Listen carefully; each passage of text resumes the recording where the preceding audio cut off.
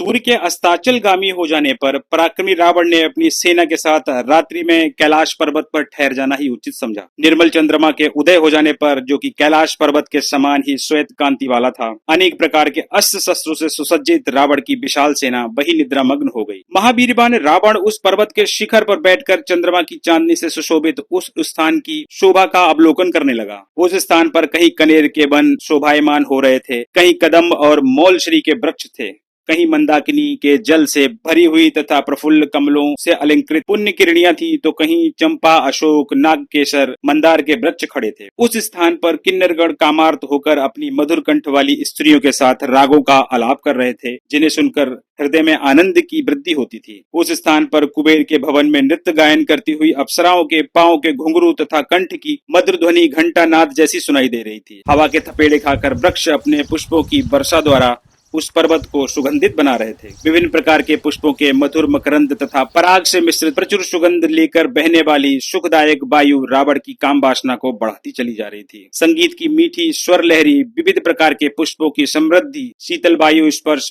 पर्वत की रमणीयता का आकर्षक गुण, रात्रि का समय तथा चंद्रोदय की बेला, इन सभी के प्रभाव से रावण काम के वशीभूत हो लंबी लंबी श्वासें लेता हुआ चंद्रमा की ओर देखने लगा। इसी समय दिव्य वस्त्र आभूषणों को धारण करने वाली तथा पूर्ण चंद्र के समान सुंदर मुख वाली समस्त अप्सराओं में श्रेष्ठ रंभा उसी मार्ग पर आ निकली। तो अगर आपने अभी तक हमारे चैनल को सब्सक्राइब नहीं किया है तो प्लीज हमारे चैनल को सब्सक्राइब करें। ऐसे रोचक जानकारियां लेकर हम आप तक प्रस्तुत होते रहेंगे और आपसे निवेदन की वीडियो में अंत तक बने रहें। जब आप आखिर तक वीडियो में बने रहते हैं तो आपको पूरी जानकारी मिलती है और सारे तथ्य आपको समझ में आते हैं। तो चलिए वीडियो को स्टार्ट करते हैं। रंभा के अंगों में दिव्य चंदन का लेप था तथा सिर के केशों में पारिजात के पुष्प गुथे हुए थे। दिव्य पुष्पों से विभूषित वह रंभा दिव्य उत्सव के लिए जा रही थी। उसके नेत्र मनोहर थे तथा पीन जगन स्थल करधनी की लड़ियों से विभूषित थे, जो रति के उत्तम उपहार जैसा प्रतीत हो रहा था। उसके कपोल आदि अंगों पर हरिचंदन की चित्र रचना थी। छह ऋतुओं में उत्पन्न होने वाले नवीन पुष्पों के गीले हारों से वह सुसज्जित थी। वह जलयुक्त बादलों के समान नीले रंग की साड़ी से अपने अंगों को ढके हुई थी। उसका मुख चंद्रमा के जैसा तथा दोनों भौहें धनुष के समान सुंदर दिख रही थी। उसकी जांघें हाथी की सूंड जैसी थी तथा दोनों हाथ कोमल पल्लवों के समान थे।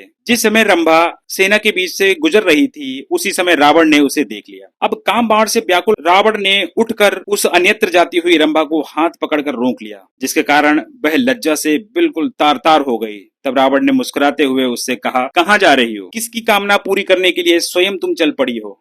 आज किसके भाग्योदय का समय है जो तुम्हारा उपभोग करने वाला है? आज कौन तुम्हारे द्वारा तृप्ति प्राप्त करेगा? तुम्हारे ये स्वर्ण कलश के समान सुंदर तथा परस्पर सटे हुए भारी एवं उन्मत्त उरोज किसके बक्षस्थल को आज अपना स्पर्श देंगे? रावण ने कहा कि तुम मुझे यहाँ छोड़कर अन्यत्र जा रही हो, ये शोभा नहीं देता। हे स्थूल नितंबों वाली, तुम इस सुंदर शिला पर बैठकर विश्राम करो। तीनों लोगों का स्वामी मेरे अतिरिक्त और कोई नहीं है। तीनों लोगों के स्वामी का भी स्वामी तथा विधाता दशानन रावण आज विनीत भाव से हाथ जोड़कर तुमसे यही याचना कर रहा है कि तुम मुझे स्वीकार करो। रावण के द्वारा ये बातें कहे जाने पर रंभा थर-थर कांपने लगी और हाथ जोड़कर रावण से कुछ इस प्रकार बोली कि आप कृपा करके मुझसे ऐसी बातें ना करें, क्योंकि आप मेरे पिता तुल्य हैं और मैं धर्म के अनुसार आपकी पुत्रवधू हूँ। रंभा द्वारा कही जाने वाली ये बातें सुनने पर रावण बोला, पुत्रवधू तो तुम सिर्फ एक तरीके से हो सकती हो। यदि तुम मेरे पुत्र की पत्नी होती तभी तुम्हें मैं पुत्रवधू कह सकता था। यह सुनकर रंभा ने कहा, हे राक्षस श्रेष्ठ, मैं धर्म के हिसाब से आपकी पुत्रवधू ही हूँ। मैं आपके भाई कुबेर के पुत्र नल कुबर को बहुत प्रिय हूँ और मैं आज उन्हीं लोकपाल पुत्र से मिलने जा रही हूँ। यह संपूर्ण श्रृंगार मैंने उन्हीं के लिए किया है। जैसा मेरे प्रति उनका अनुराग है, वैसा ही मेरा उनके प्रति भी है। अतः आप मुझे छोड़ दो, क्योंकि वे धर्मात्मा इस समय मेरी प्रतीक्षा कर रहे होंगे। उनकी सेवा करने में आप विघ्न मत डालिए तथा मुझे छोड़ दीजिए। ये सारी बातें सुनकर दशग्रीव रावण ने उससे विनम्रता पूर्वक कहा, तुम जो स्वयं को मेरी पुत्रवधू बता रही हो वह ठीक बात नहीं है, क्योंकि यह नियम तो उन स्त्रियों के लिए होता है जिनके केवल एक पति हो। देवलोक की स्थिति कुछ अन्य प्रकार की है। वहाँ अप्सराओं का कोई पति नहीं होता है, न ही उनसे कोई विवाह करता है। ये कहकर राक्षस ने रंभा को बलपूर्वक शिला पर बैठा लिया। फिर कामभोग में आसक्त हो उसके साथ मैथुन किया। उससे जब छुटकारा मिला तब तक रंभा के माला आभूषण आदि अस्त व्यस्त हो चुके थे। उसकी हालत उस नदी जैसी हो गई थी जिसे किसी गजराज ने मत डाला हो। वह अत्यंत व्याकुल थी। उसके बेड़ी बंद छिन्न भिन्न हो गए थे, जिसके कारण उसके खुले केस हवा में लहरा रहे थे तथा कर पल्लव कांप रहे थे। ऐसा लगता था जैसे कि फूलों से लदी हुई लता को किसी तेज हवा ने झकझोर डाला हो। इसके पश्चात रंभा वहां से हटकर नलकुबर के पास जा पहुंची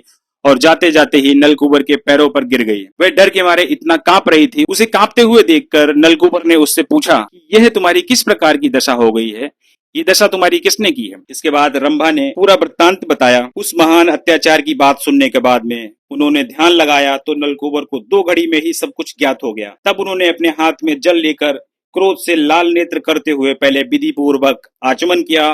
तत्पश्चात राक्षसेंद्र रावण को भीषण शाप देते हुए कहा, हे बद्रे, जिस रावण ने तुम्हारी इच्छा के विपरीत तुमसे बलपूर्वक अनाचार किया है, वह आज से यदि पुनः किसी ऐसी युवती के साथ सहवास नहीं कर पाएगा जो उसे चाहती ना हो। यदि वह काम पीड़ित होकर किसी अनिच्छुक स्त्री के साथ ऐसा व्यवहार करेगा तो उसके मस्तिष्क के 7 टुकड़े हो जाएंगे। इस भयानक शाप को सुनने के बाद दशानन रावण ने अनिच्छुक स्त्रियों के साथ बलात्कार करना बंद कर दिया। तो ये थी आज की जानकारी। उम्मीद करता हूँ आपको वीडियो पसंद आया होगा। अगर जानकारी अच्छी लगी हो तो प्लीज हमारे चैनल को सब्सक्राइब करें, वीडियो को लाइक करें। वीडियो देखने के लिए बहुत बहुत धन्यवाद। जय श्री राम।